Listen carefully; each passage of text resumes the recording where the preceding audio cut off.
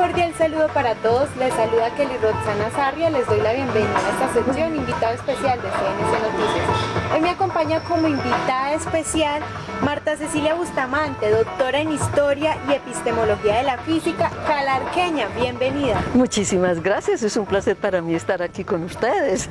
Calarqueña, bien lo ha dicho. Más para nosotros, precisamente lo mencioné porque es un honor, pues yo no soy de Calarcá, pero soy quindiana, y qué honor poder tener enfrente a una mujer tan preparada, con tanto conocimiento. Muchísimas gracias. Es muy grato. Muchísimas gracias. El honor, insisto, es para mí estar acá, haber estado esta mañana en el Instituto Calarcá, haber estado ahorita en la Universidad del Quindío, en la UFM Estéreo, que tiene excelentes emisiones sobre la divulgación científica, con los cuales he colaborado en muchas ocasiones. Bueno, cuéntenos precisamente en dónde se ha preparado usted, ahí para que motive también a aquellos que digan, ay, yo estudié en ese colegio. Entonces, eso da identidad. Díganos de dónde, cuál ha sido su trayectoria de estudios aquí en Colombia. Ok, aquí en Colombia es muy sencilla finalmente, porque yo nací en Calarcá, entonces por consiguiente estudié en el Instituto Calarcá, bachillerato, lo que llamábamos en la época bachillerato, liceo. Luego fui a Medellín a estudiar a EAFIT, a estudiar una especie de ingeniería textil, que me di cuenta que no era para mí, no era demasiado práctico, demasiado concreto, me gustaba más, yo me di cuenta que a mí me gustaba más la reflexión científica, filosófica, entonces pasé de allá a Bogotá a estudiar a la Universidad Pedagógica Nacional Física y Matemáticas. Hice unos cuantos semestres de física en la Universidad Nacional, pero llegó el momento, terminé primero en la pedagógica, entonces ahí decidí, me casé, mi esposo Mauricio Hoyos, y nos fuimos para Francia a continuar allá y a empezar una nueva etapa de estudio. ¿Qué la motiva a ir a Francia? Precisamente por su carrera profesional, motivos personales. No, en realidad siempre, en mi caso siempre son las mismas razones intelectuales, científicas, mi interés por la ciencia, mi interés por la física, y en el momento en la pedagógica, cuando terminé yo en la pedagógica, tenía una opción de ir a Estados Unidos, pero francamente yo no tenía el dinero, ni mis padres, que eran los que me costeaban los estudios, tenían el dinero para ir a una matrícula, a pagar una matrícula en Estados Unidos. Fuimos aceptados en una universidad, pero era imposible. Mientras que Francia tenía esa gran posibilidad. Francia es un país de mucha democracia en la educación, la entrada es gratuita, lo único que había que pagar allá y que hay que pagar normalmente allá es una seguridad social. Eso es muy importante, fue muy importante para nosotros porque teníamos acceso a la educación superior en un país como Francia, que tiene una tradición científica muy importante. Entonces, claro, nos fuimos para allá y pudimos empezar esa nueva etapa de nuestra vida, una nueva etapa, que es una etapa que todavía no es de trabajo, sino de estudio. Mucho estudio. ¿Su vida se ha dedicado a la academia?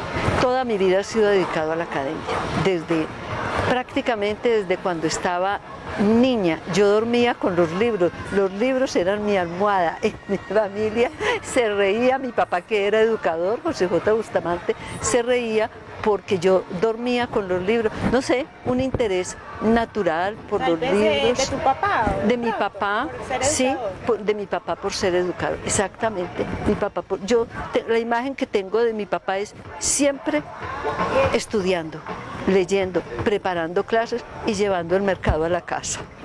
Bueno, ahí tiene de dónde. ¿Y de dónde nace ese interés precisamente por qué enfocarse en física? De pronto no es un espacio, muchas mujeres no quieren, digamos que no les motiva mucho la física, entonces es un espacio donde hay mayoría de hombres, pero qué grato poder que una mujer llegue a este espacio. ¿Qué le motiva a una mujer? Sí, bueno, yo vuelvo, insisto, sobre un momento muy importante que yo viví cuando estaba en el bachillerato, que vino un profesor, un gran científico de Calarcá, muy joven en esa época, que se llama Octavio Guzmán, físico nuclear, uno de los primeros físicos nucleares que ha tenido Colombia. Él era hermano de un profesor nuestro de química o de matemáticas, Balseir Guzmán. Él vino y nos dictó una conferencia y yo quedé completamente deslumbrada porque él nos habló de la órbita geoestacionaria. Por favor, ¿qué es eso? Él nos explicó, nos habló del lanzamiento de los cohetes, nos explicó toda la dinámica del lanzamiento de un cohete y yo quedé completamente fascinada. Yo tenía una fascinación especial por eso, porque yo en la época leía, por ejemplo, sobre la vida de María Curie, como se dice acá. Entonces todo eso me llamaba la atención. Es interesante porque yo al mismo tiempo tenía una gran influencia del mundo intelectual literario. Mi papá era un literato. Entonces yo tuve esa influencia, pero yo desde ese momento yo pude tener las dos inclinaciones, la literatura, la escritura, que siempre me ha gustado, y la ciencia. Y cuando yo llegué a la universidad en Bogotá, se hablaba mucho de teoría de la relatividad, de Einstein, porque había unos programas de radio, de televisión, perdón, de un físico de la universidad que explicaba la teoría de la relatividad de Einstein, qué es el espacio, qué es el tiempo, qué es la mecánica clásica, qué diferencias hay entre las unas y las otras. Entonces para mí eso fue como todo un mundo que se abrió y yo nunca he podido salir de eso. Mire, ya toda su vida. Sí. Cuéntanos cómo ha sido esa trayectoria ya en Francia, que Ya. continúa su carrera. En Francia, a mí me gusta también insistir en que es un proceso difícil, muy elaborado. Me gusta insistir para que los jóvenes vean que nada en la vida es fácil y uno puede tener objetivos y todo, pero ese camino no está escrito. Uno lo va escribiendo, uno lo va haciendo. Son llenos de dificultades, claro, pero uno lo va haciendo, uno es el actor, el protagonista de ese propio proceso. Por ejemplo, me surge ahí una inquietud, como le decía, no muchos son científicos. ¿Cómo es la vida de un científico cuando está realizando una investigación? ¿Está pasadías en algún lugar en específico haciendo cálculos? ¿Cómo es la vida de un científico? ¿O de una física? Sí. Es una vida donde todo momento es de investigación, todo momento es de reflexión. No quiere decir que uno no salga, que uno tome una cerveza con los amigos, que uno no se divierta, sí, pero realmente ese proceso, esa reflexión es constante. Ahora, aparte de eso, hay que decir, es un trabajo constante, trabajar día y no. En mi caso personal, yo hablo por mi caso personal y yo creo que es el caso de la mayoría, porque yo lo veo en la universidad, lo veo en laboratorios. Yo voy a la universidad los domingos, veo que allá están estudiando, investigando. Entonces sí, hay un trabajo que es constante. Lo que pasa es que la actividad científica tiene una particularidad y es que es una especie de uno se consagra a eso. Es como una vida monacal. Realmente, lo que no quiere decir, lo que no quiere decir que que el mundo exterior no exista y que uno no trate de divertirse y hacer cosas. No, eso no es cierto. Pero ¿Es divertida? Sí, a mí me encanta. Esta mañana bailé en el colegio. ¿Sabes que se baila? Sí, bueno, porque hay mucha gente que dice, ay no, es una vida ahí como de estar ahí como lo que dicen, ahí enfocado y no hay mucha diversión, pero sí, No. Sí hay diversión. Lo que pasa es que tal vez hay que pronunciar aquí una palabra que es muy importante y es la disciplina. De mucha disciplina. Yo me siento a trabajar y yo me siento a trabajar. Yo no me estoy parando cada 5 minutos. Y si el teléfono suena, yo no respondo. Yo estoy trabajando. Y por ejemplo, para mí las mañanas son sagradas. Yo la mañana no acepto nada, absolutamente nada, solo trabajo, inclusive los sábados y los domingos. Porque me gusta, porque es que la reflexión es algo que exige mucho tiempo, exige mucho desarrollo intelectual. Usted no puede parar, estar pensando en un problema e irse para allá. Sí, pero ese mismo irse para allá es un momento en el cual las ideas están como decantando, como que están haciendo una limpieza en el cerebro, pero uno nunca ha salido de esa reflexión sobre el problema que está trabajando. Claro. En cuanto a investigaciones que ha venido adelantando, ¿cuáles son de esas más emblemáticas o más importantes en su trayectoria? Bueno, yo en general me he dedicado, he investigado sobre todo lo que tiene que ver con la física contemporánea, física nuclear, física de partículas, física de los rayos cósmicos. De hecho, yo empecé por ahí, por empezar a comprender qué era la física de los rayos cósmicos o simplemente qué son los rayos cósmicos, de dónde viene, cómo llega eso a la atmósfera, todo ese tipo de cosas, mirar las interacciones entre esos rayos, esas radiaciones que llegan, las interacciones con las moléculas de la atmósfera, con la materia, cómo se crean las partículas elementales. Yo he estudiado todo eso y progresivamente yo me fui orientando yo traté de comprender cómo se desarrolla la física cuántica, física relatividad en Francia. El paso no es un salto, llamémoslo así, un salto cuántico de estudiar esos rayos cósmicos o física de las partículas elementales a estudiar esto en Francia. ¿Por qué? Porque en esa física de los rayos cósmicos evidentemente la teoría que está contenida es la teoría cuántica y la teoría de la relatividad. O sea que conceptualmente no había un salto, hay siempre una continuidad. Ahora, mi trabajo más emblemático tiene que ver con el descubrimiento de un manuscrito científico que yo descubrí en Francia a principios del año 2000, 2005, 2004, algo así, un manuscrito que yo descubrí de un matemático francés que se llamaba Émile Borel, especialista de teoría de probabilidades, y yo comprendí inmediatamente, cuando yo encontré ese manuscrito, yo comprendí inmediatamente la importancia que tenía. Yo sabía que eso cambiaba totalmente la imagen de la física en Francia.